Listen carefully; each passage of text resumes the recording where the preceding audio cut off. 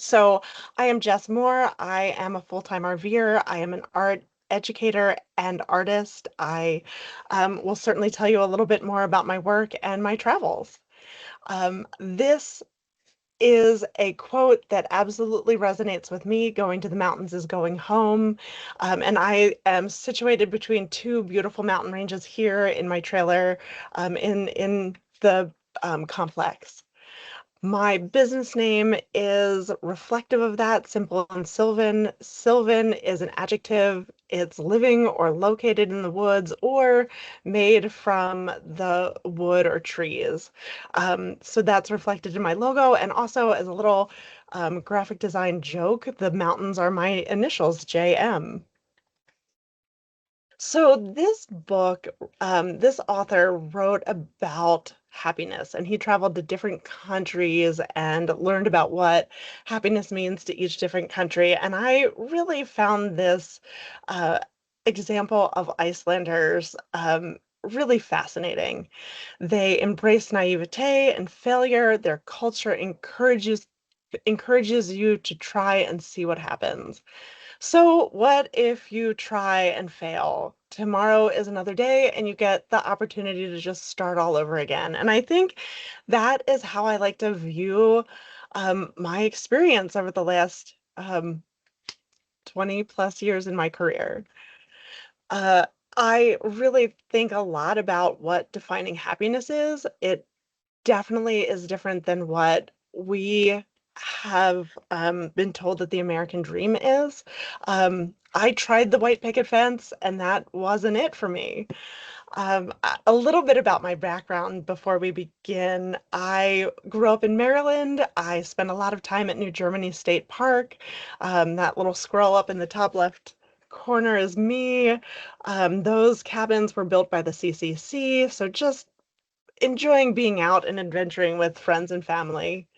My career took me to the corporate world of graphic design. My background is graphic design and new media production, doing a lot of corporate uh, design, working with law firms and accounting firms.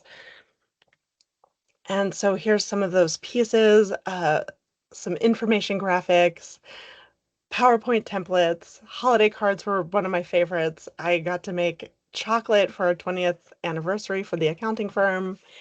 And this was also a fun project where I helped design and execute a awards program for milestone awards for tenure with the company.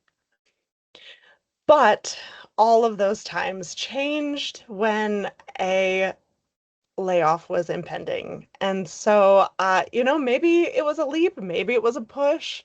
And that kind of set me on a new course. And I went to Colorado. I knew from a vacation that Colorado had captured my heart. I moved without a job or a home from Maryland to Colorado, and was able to get a couple positions with a couple different law firms in Denver, and dot dot dot another layoff happened, so another push, so to speak.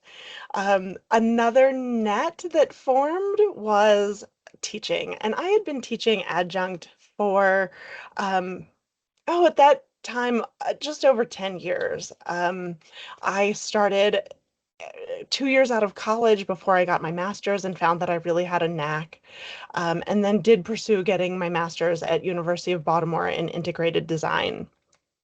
So that leap and the net with three schools that spring, after that layoff, was able to support me until I went to camp. There was a job description for the summer. This was 2015 for Girl Scout camp counselors, and I just threw my hat into the ring, so to speak. And I was the Girl Scout camp photographer. So I got to spend 8 to 10 hours a day walking 8,300 acres of sky high ranch in Colorado, capturing the joy of campers. And it set something off inside of me. The joy of being outside, the joy of teamwork. And I was able to see light changed throughout the day on these beautiful landscapes. And so in that right-hand corner, that peak where the climber is rappelling down, that is Pikes Peak. So the views were pretty good. And from that experience of being outside and seeing how light shifted, I started to create a body of work.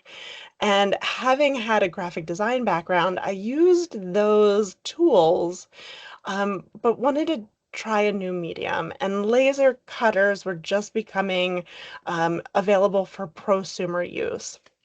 So I was brainstorming how to achieve a layered look that we're seeing out there while we're outside, with the texture of the wood and how those could all work together.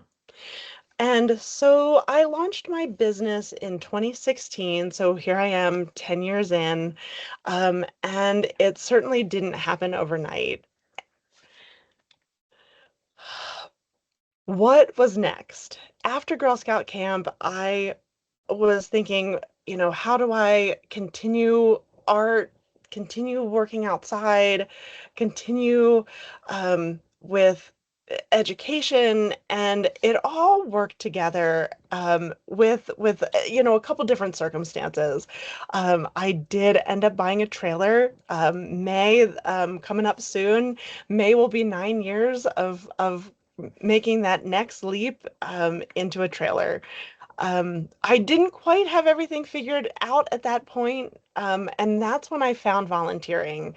So I could stay in an area, really get to enjoy it, and have some roots for a little bit of time. In tandem with that, I did start doing art shows. So I was doing about 26 art shows a year, and that gave me some legs. So I was volunteering, could stay in a place for a little while, um, typically in the winter months, and then in the summer I would go and work the circuit, so to speak. And I was able to go up to Montana and down to typically in the Rocky Mountain range, so to speak. Did a couple shows down in Arizona. So this was my booth setup for a while. And so thinking about putting all of that together, um, just enjoying being outside, I would typically stay in state parks, near these beautiful locations where the shows would be. And then came 2020. I was in Big Bend and a big event happened. And so I took time during COVID to go back east. So that almost was another push or a leap. And the art world did change at that point. So shows weren't happening, and thinking about what was next. And I turned to wholesale at that point. So I started doing different pieces that were slightly more manageable for selling larger quantities in gift shops than I was doing in my booth for art shows. Um, Again, in tandem, pre-COVID, post-COVID, I have been volunteering, and Fort Bowie National Historic Site was my first site. This is a fun little park in the southeast corner of Arizona. It is a sister park to Chiricahua and Coronado National Monuments. And I've gone back to this area twice now. So that puts me in the running, neck and neck, returning twice for Arizona and Nevada. This is some of that a little bit more streamlined art for wholesale. Still keeping the layers, but the stitching was dropped in making the work a little faster with the rivets. I do tend to work outside, spread out. So this was a campsite with production mode, so to speak. Yesterday I was cutting wood out on the picnic tables. And here is just a little reminder that not all things are perfect out on the road as they are with, homes that are stable. There can be some incidents out there. I did have a wheel fall off due to a faulty manufacturer defect, problem with the axle. I do have axle issues from time to time, all on my own, so I didn't really need help from a manufacturer. But of all the gin joints, so to speak, I was 10 miles away from my RV repairman after being in the middle of nowhere, Wyoming that morning. So somebody was watching out for me. This is one of the only times in the 9 years where I thought about maybe it's time to look for an apartment. That didn't happen. But these beautiful vistas keep me going. So here's some more of that work. I'll take a moment to tell you that as of tomorrow, some of these pieces, not, well, not these pieces, but my wholesale work will be in the gift shop here at Desert. Other places I volunteered, I did go back to that southeast corner where Chiricahua National Monument was. I helped them compile and submit the application for their dark sky application. They've been a dark sky park now for about 5 years, so that was really great to work with that park. Um, Down in Big Bend in Texas, I did go up to Alaska Maritime National Wildlife Refuge. I volunteered at Bridger Teton National Forest, and last summer I did a couple months at Arapahoe National Wildlife Refuge in Colorado. Yes, I did wear the flat hat once upon a time. That's a whole nother presentation, friends. But I did fall in love with Grand Teton and being in the area at Bridger Teton National Forest put me back in Wyoming, and I'll be going back to Wyoming on Saturday.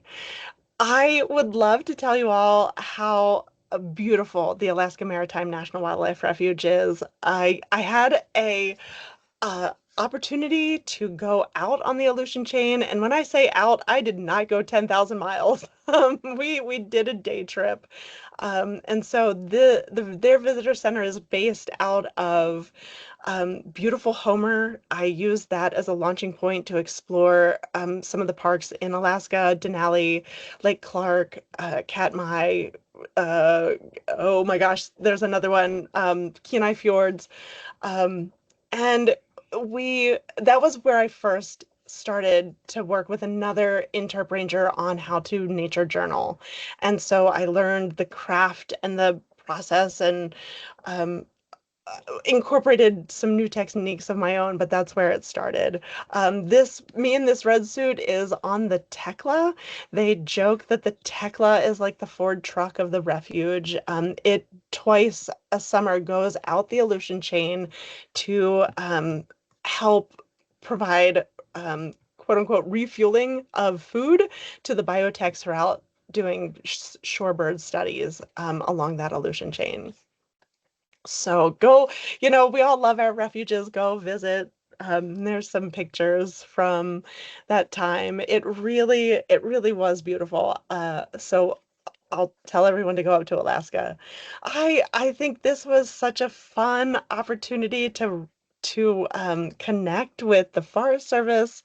And I did end up going back a second time, but the second time was also as artist in residence at Bridger Teton National Forest, and we had to have a redo of this photo. Um, so I shifted from volunteering into doing more artist in residences, and so I did three in 2024. And here I is kind of a little timeline of how it all came together in one week. I received an acceptance letter from Bighorn Canyon National Recreation Area, which straddles Wyoming and Montana, DC Booth Historic National Fish Hatchery, and then as I mentioned, Bridger Teton National Forest, where it also was another hybrid role. So here's nature journaling at Bighorn Canyon.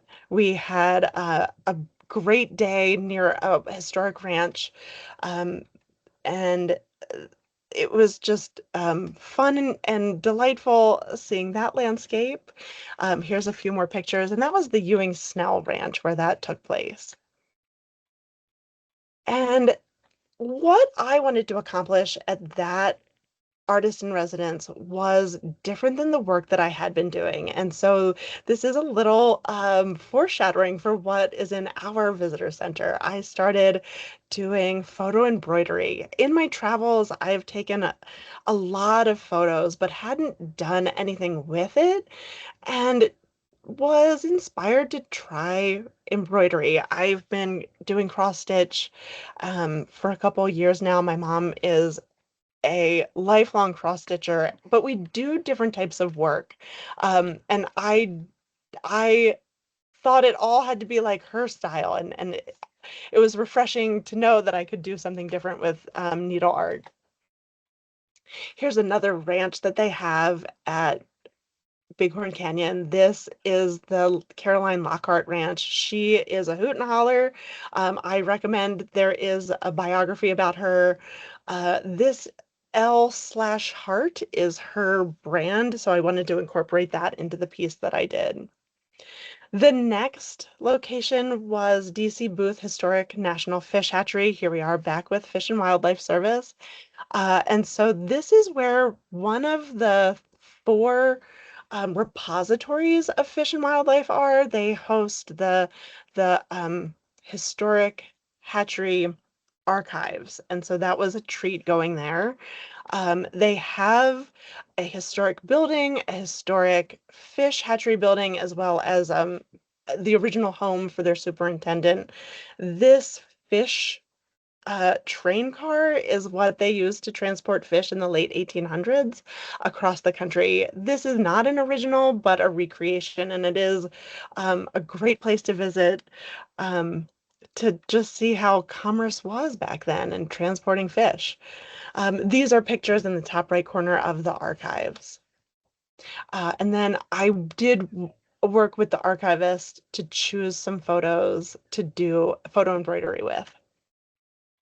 And this is another one of those historic artifacts. They used to gather eggs from Yellowstone Lake. They took this boat out on a wagon train, and another historic photo with photo embroidery. As I mentioned, I was artist in residence at Bridger Teton, so setting up out on 3,000 acres was definitely interesting to attract folks to come. So this can't beat the view here. Um, just kind of going through, and then my inspiration this time was Green River Lakes in the forest, and I did an illustration with embroidery here. And now the inspiration here at Desert led to my installation here in our visitor center, which has just been a thrill. I hope you all have been able to come and see it. It will be here longer than I will be. So if you didn't get a chance, the work will still be up. So this is just a little snapshot of some of the exciting times over the last 9 years, the travels that I've had and experienced. I am happy to share any stories um, offline or any thoughts about RVing. Don't hesitate to reach out. Um, we just have such a beautiful country, and I want to push you all to go out and explore it. As I mentioned, I'm here for questions, or you are more than welcome to contact me offline. Um, and I just thank you so much for your time and the opportunity to be here and be inspired. I'll ask a question. Yeah. Hi, Jess. It's good to see you again. It was a great presentation. It's really awesome to see everything you've done, all the places you've been. What has been your favorite place to visit so far? Do you have a favorite? Hard question. It's a hard question, and so logistically, I keep coming down to the desert. I don't like frozen pipes. But I do keep coming back to the desert, and so that has a pull. But if I had to choose, Alaska was amazing. And I think, like, how do I get back there? How can I continue to go back to that area? Um, a lower 48 consolation prize is that northeast corner of Wyoming. So Bridger Teton, Jackson Hole, Grand Teton, and Yellowstone. I guess we could just call it what it is, the Greater Yellowstone ecosystem. So I like bears. I'll take bears over snakes any day. Well, thanks for sharing, Jess. Absolutely.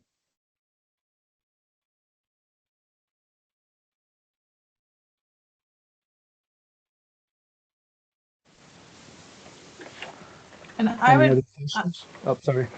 yeah, I was going to add, you know, you never know who you'll meet and what opportunities will happen. I met Jess at a trade show at a conference, and we were talking about her products. She was out there valiantly, promoting her art and trying to make wholesale orders. And somehow we wound up talking about an artist in residence, and she came out the next spring. It was almost a year later, and now it's been 2 years. And um, it's just one of those things. If you're open and keep your eyes and ears out, things sometimes fall into place. I'm really glad that we had that conversation, and that you've been part of our community for a couple of years. Thank you. It has been a joy. Yes, it is. You never know. And there's always connection somehow, some way.